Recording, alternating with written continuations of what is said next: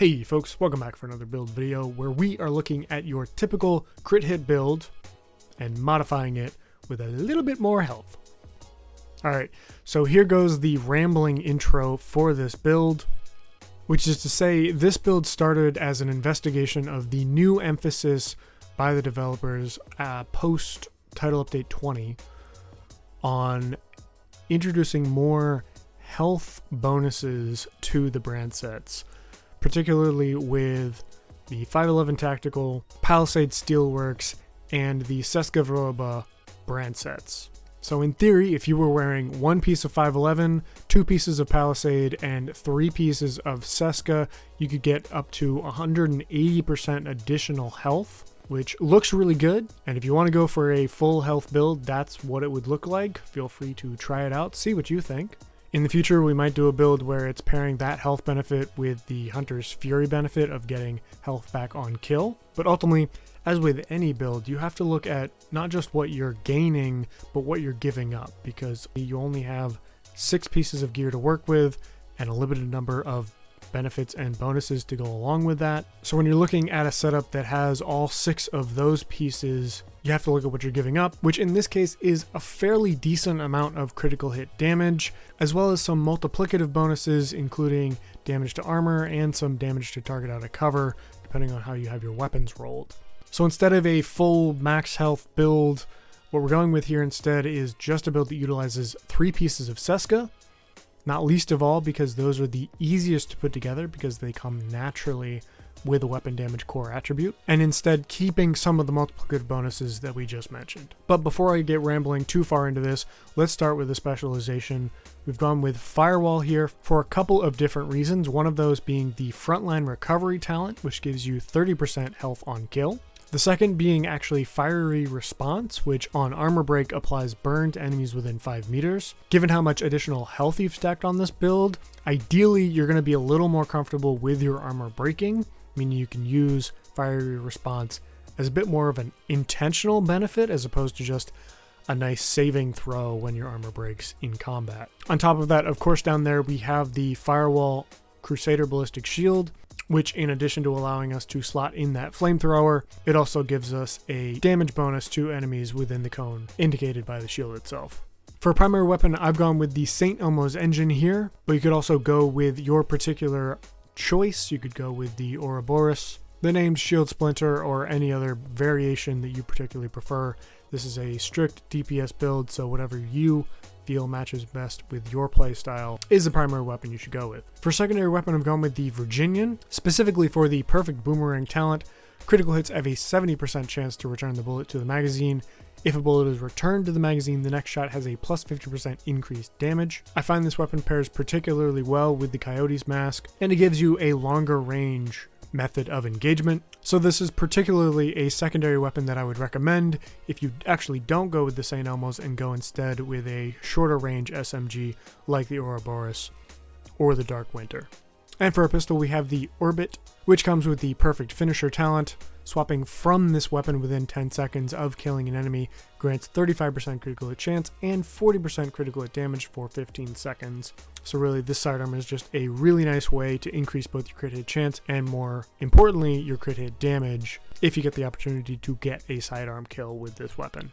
For a mask, we have the Coyote's Mask, which comes with the Pack Instincts talent. You and your allies gain a bonus based on the distance of the last enemy you hit.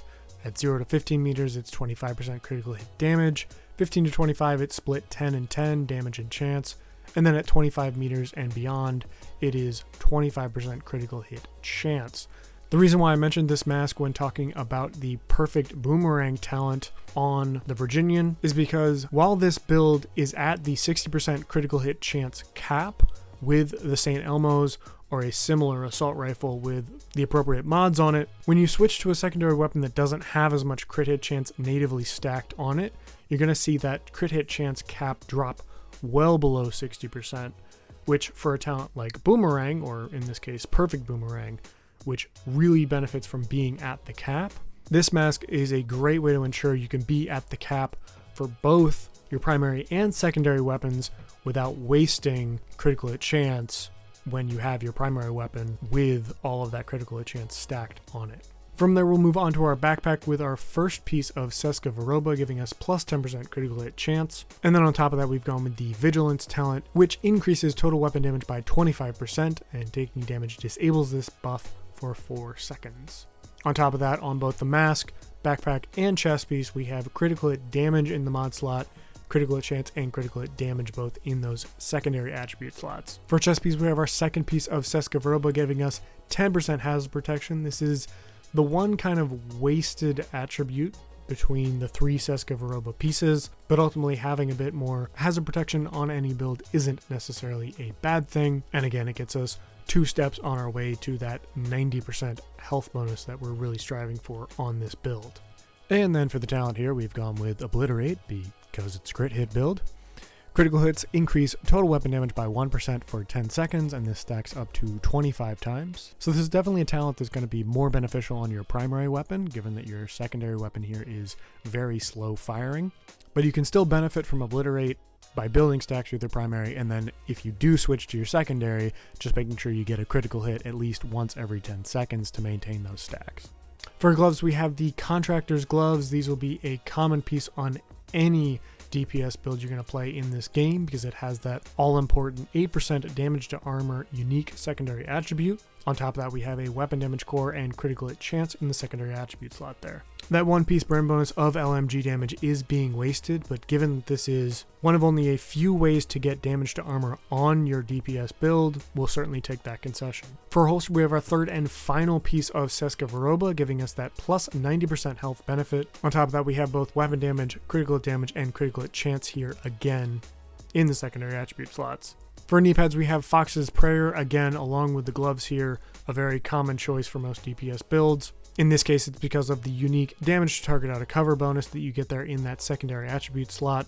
And then again, we have weapon damage and critical hit damage. So for our first skill here, we've gone with the Riot Foam Chem Launcher. That's specifically as a way to stun lock your enemies as they come out of spawn points or as you get overwhelmed. And another obvious choice here for that first skill slot would be the Reviver Hive.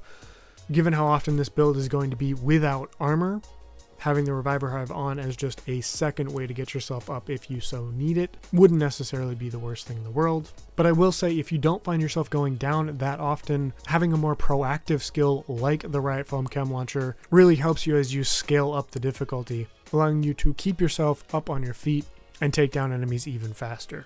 Speaking of staying on your feet and taking down enemies faster, we have the second skill here, the Firewall variant of the Striker Ballistic Shield, which, again, in addition to allowing you to equip the Flamethrower while the shield is in use, it also gives you a damage bonus per enemy to any enemy within the buff range, which in this case, as you'll see later in the video, is indicated by a cone emanating from your shield when it's deployed.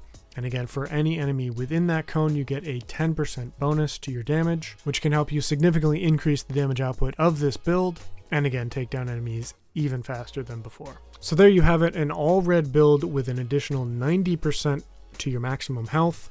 Really what I think the conversation piece for this build should be is the trade-off between the additional damage that you can get and the health benefit from 90% worth it.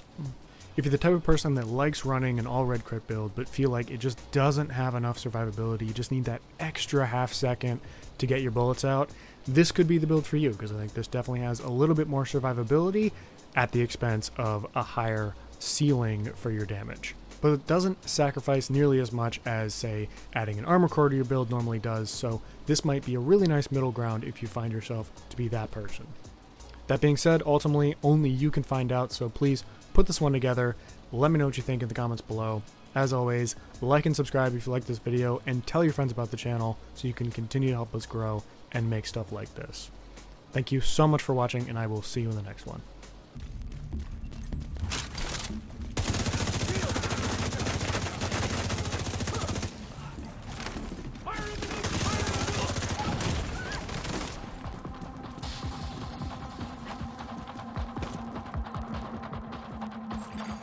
Hostile supply convoy nearby.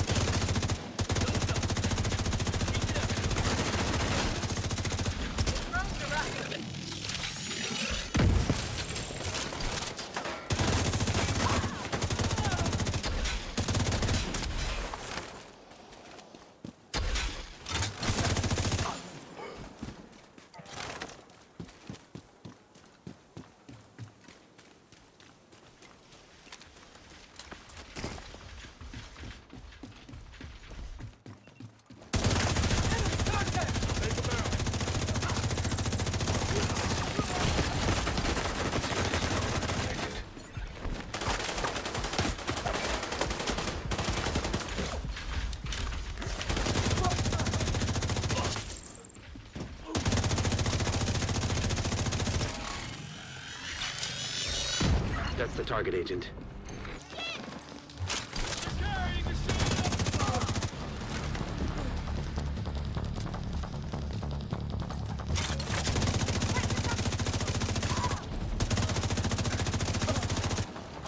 Find the barrier!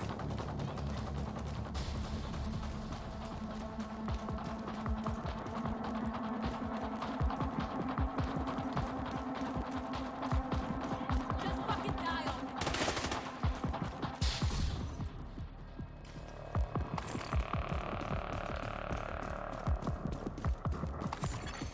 Hostile broadcast picked up. Detecting additional hostile contacts. Friendly soldier!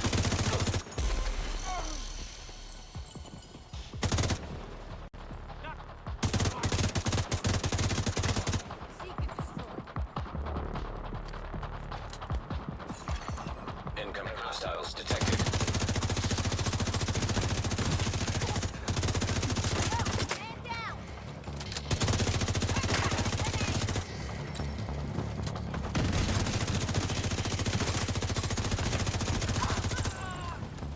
You don't scare me. I'll back you up. Oh crap!